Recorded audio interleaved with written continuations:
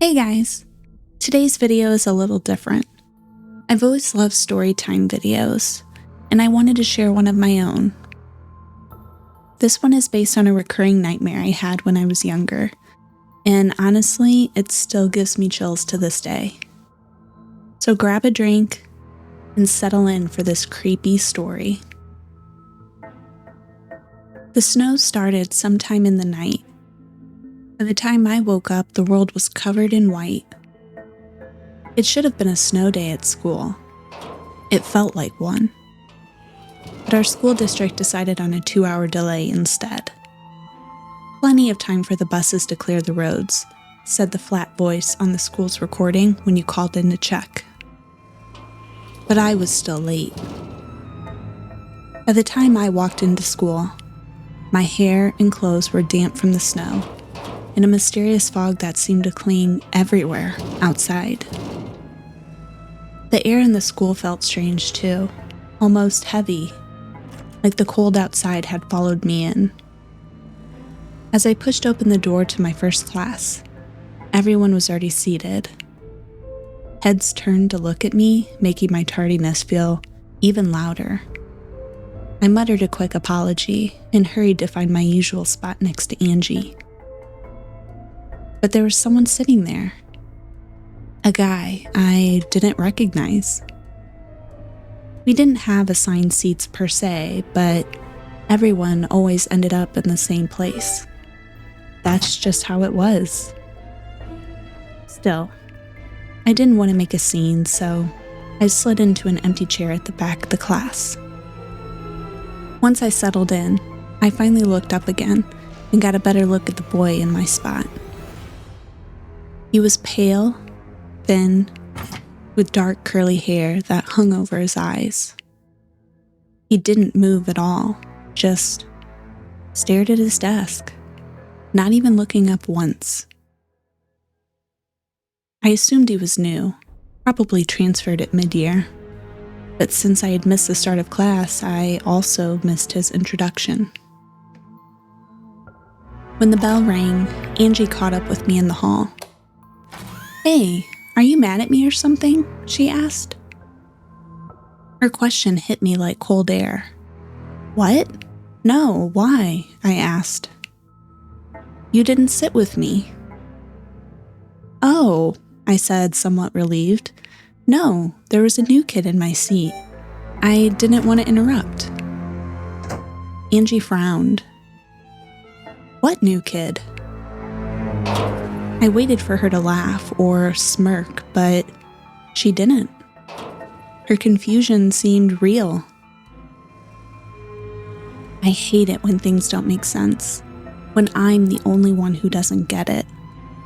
So I dropped it and diverted the conversation to other topics. We talked about the weather, how the buses were sliding through intersections this morning, how the snow would likely freeze into ice by tomorrow, and, if we were lucky, the fields would be perfect for sledding this weekend. Still, even as we laughed and made plans, I couldn't help thinking about that boy. As the hallway hummed with voices, I noticed everything felt slightly muffled, like the fog had somehow seeped indoors. At lunch, I spotted him again. The boy, sitting alone at a table in the back. He didn't have a tray of food or a lunchbox, just his backpack sitting in front of him. He stared at it like he was waiting for something to happen, his face hidden by his hair. When I turned to grab a tray, he was still there, but when I finally sat down with my friends and tried to point him out, he was gone. "Seriously, guys, he's skinny, kind of pale, dark curly hair," I said. But no one knew who I meant. No one could remember a new kid at all. For a brief moment, I thought, maybe I imagined him. But when I looked over, I could still see the empty chair, pushed back just slightly from the table, as if someone had just stood up. The next morning, I made it to school on time. My hair and clothes were damp again. The fog outside clung to everything, and it felt like the haze followed me into the building. When I stepped into class, the new kid was already there, and he was in my seat again, like he never left. I almost asked him to move, but the words got stuck in my throat. Instead, I sat at a table near the back. When I saw Angie arrive, I called out and waved at her to join me. We chatted, and I helped her with her homework until the teacher arrived. When our teacher took attendance, he paused and looked up when he got to my name. "Oh, there you are," he said, scanning the room until he found me. "Ah, and Angie too. Good. All right." He moved down the list, but never called out the new kid's name. I waited for him to circle back, but he didn't, and the boy never said a word. I looked around the class, but no one else seemed to notice. The week crawled on, somehow the longest week of my life. The snow outside grew dirtier, and as the temps continued to drop, people finally made an effort to clear walkways, knowing the snow wasn't going anywhere. I stopped seeing the boy in the halls, though sometimes I thought I caught a glimpse of him. Not directly, but in reflections. In the dark window by the lockers, or sometimes in the glass of the classroom door. It was in that glass when I thought my own blurred reflection moved just half a second slower than I did.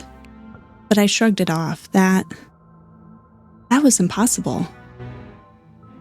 One time, when I felt a prickly sensation on the back of my neck, I turned my head quickly enough to see movement, like something just slipped out of sight.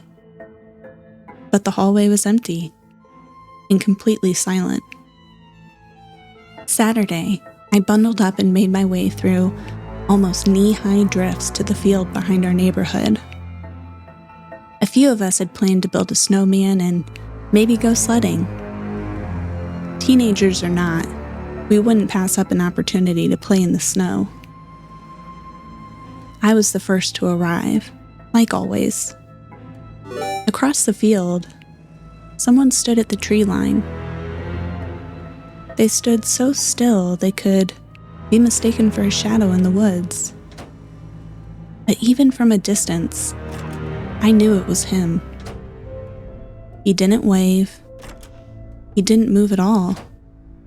He just stood there, cloaked in shadows and half blurred by falling snow.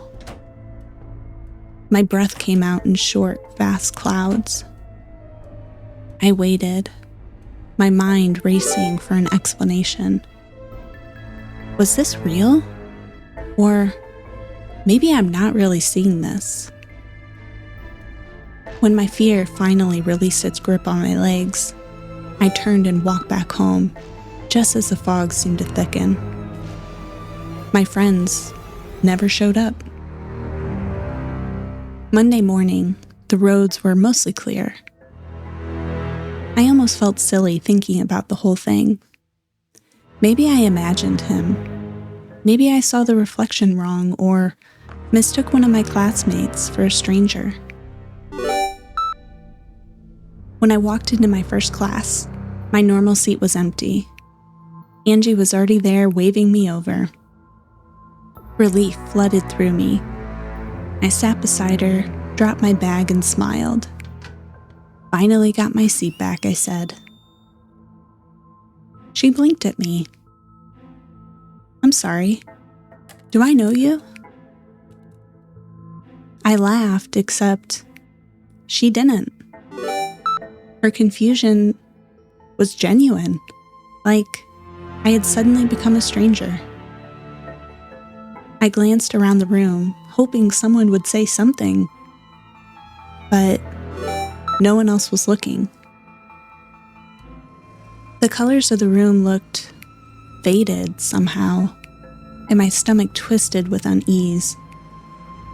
I looked through my backpack to distract myself, and I felt my face flush hot with embarrassment, but for what, I didn't exactly know. The teacher started taking attendance, scanning the class as usual. "Angie." "Here," she called out. He moved on to the next name without pause and without ever looking up. I waited to hear my name, but it never came.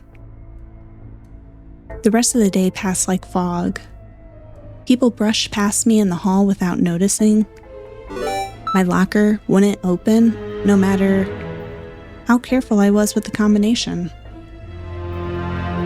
At lunch, my normal table was full. My friends sat close together, laughing, not leaving an inch of space for me. I couldn't find an empty chair nearby, so I wandered to the back of the cafeteria and sat down alone. Across the room, I saw Angie walk in, talking animatedly to someone. A pale boy with dark, curly hair. They grabbed a tray of food, and as our friends made room for them at the table, I saw the boy take my usual seat. The sounds around me muted, colors faded, and a haze started to blur my vision, and I realized I had completely been erased. I hope you guys enjoyed this video and this creepy little story. It's definitely something different from my usual content, so let me know in the comments if you'd like to see more videos like this.